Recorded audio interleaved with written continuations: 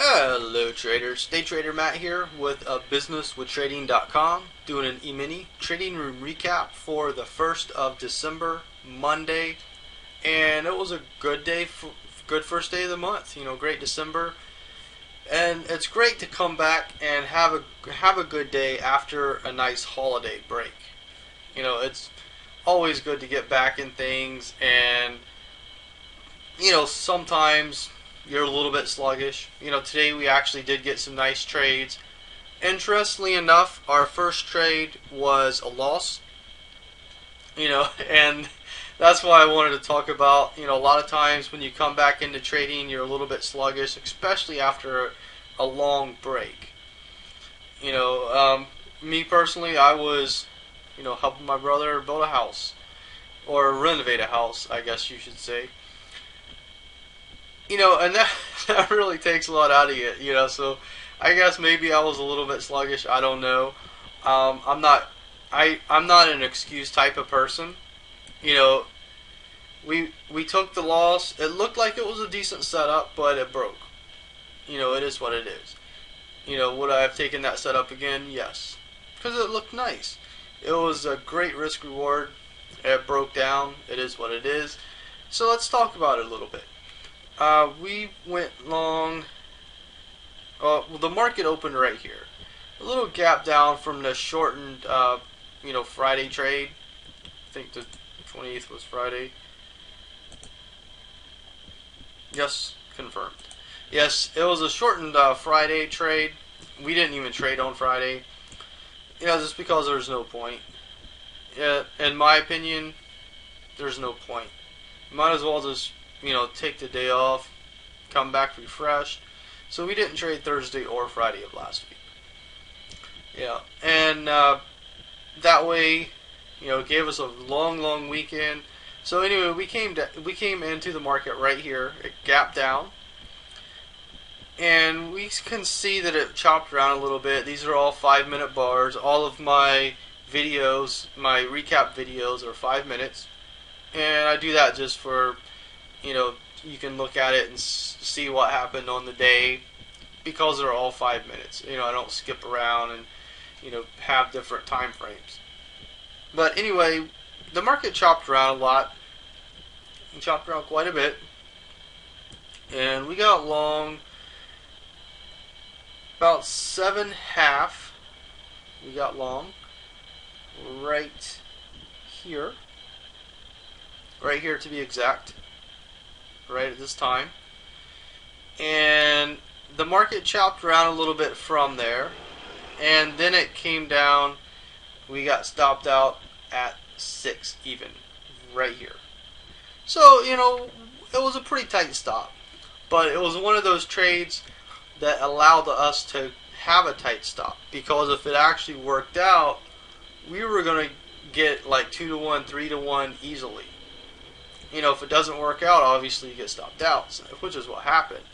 I wanted to point that out a little bit. It was a nice setup, but when it broke, you can see that it actually broke hard, and that's another reason for that particular setup having a tight stop, because if it breaks, you're probably looking at the floodgates opening at least for a few minutes, which is what happened.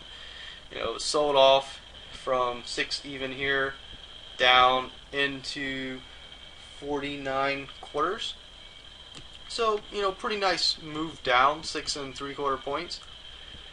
And then the market kind of chopped around higher, and it pretty much just moved sideways the entire day. Our next trade, though, we got long right over here at 2052. And we were able to hold that. We got out right up here, which obviously in hindsight, the market did come up a little more. But we were happy we got out. At this point, we're up on the day. We can reevaluate the market and then make a trade based upon what we see. Well, the market bought up here. It failed in this region and ended up selling back off, so we're watching it, and we're long at were even, which is up here. And we were pretty much just waiting on things. And here's 54 here. So this is where we were long at. The market breaks up, giving us a nice area to take profits. And everybody stayed with us. It was one of those days where it was a little bit choppy. I didn't want to make a trade up here. I didn't want to make a trade. So being long at 4, we were able to take profits up in here. And in the day, we made 3 more points on this one, giving us a total of 4 points on the day. So it was okay. We were able to take profits, and then we can come back tomorrow and do it all over again. But it's one of those times where, especially after a long holiday, you're more prone to having those revenge trading and having those bad trades. And a lot of that, most of it is psychological, obviously. But a lot of it is because you're not prepared. You've just had 4 days of a lot of people in Thanksgiving binge eating or binge drinking or whatever they do. Not everybody does that. I'm not a drinker or a heavy eater or anything like that. But sometimes people partake in that, or other things, or maybe they just play games, or they do something away from trading. Sometimes they do too much of it. Sometimes they just do so many things that they're kind of scatterbrained. They've done so much. Maybe played some football, basketball, played some video games, maybe some, well, not the Sega Genesis, but maybe the Sony PlayStation or Xbox or something like that. And you're just scatterbrained. And it's not through your conscious effort. That's how your brain is. Your brains are wired to be task oriented. Let's do this, and that. But it's not designed to be anal retentive, just task oriented, if that makes sense. To differentiate those will take way too long for this video. But anyway, that's how our brains are wired.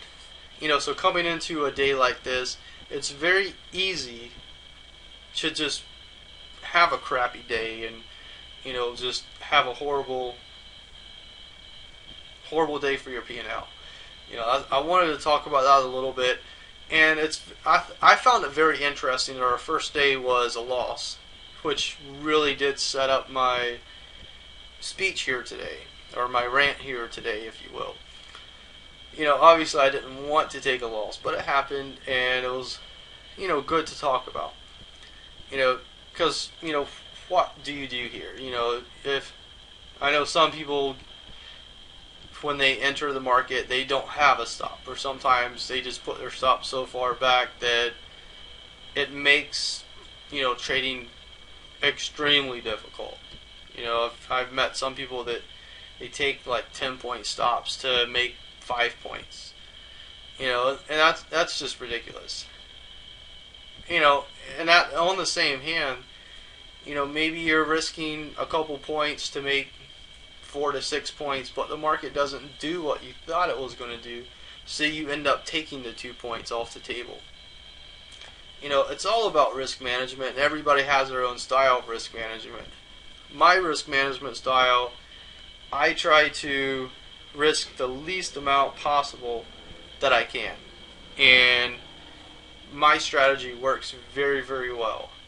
I like to keep as much money as I can, give the least bit away to the market. I love giving to philanthropic efforts, but giving to the market, something I don't like to do. So that's my style, and it works really well, blah, blah, blah, blah, blah. That was a tongue twister. It works really well for me. So anyway, hopefully you got something out of what I was talking about today. I think it's a really important topic, and it's something that isn't discussed as much as it should be discussed. You know, most traders are looking for the holy grail system or the holy grail indicator. You know, and then you wonder why most traders fail. You're looking at the wrong thing. You know, but it is what it is. You know, that's what everybody likes. They like the flashy things. They like the impressive things. You know, psychology is boring. Risk management is boring. But anything you do that makes you a lot of money should eventually become boring and remedial. So, you know, think about that. You can always leave comments below the video. You know, if your most difficult thing in trading, you know, I encourage you put that under the video or email me. You know, I'm not going to give out any names on a video or anything like that. That's not, you know, what I do. I like to protect people's privacy and stuff like that.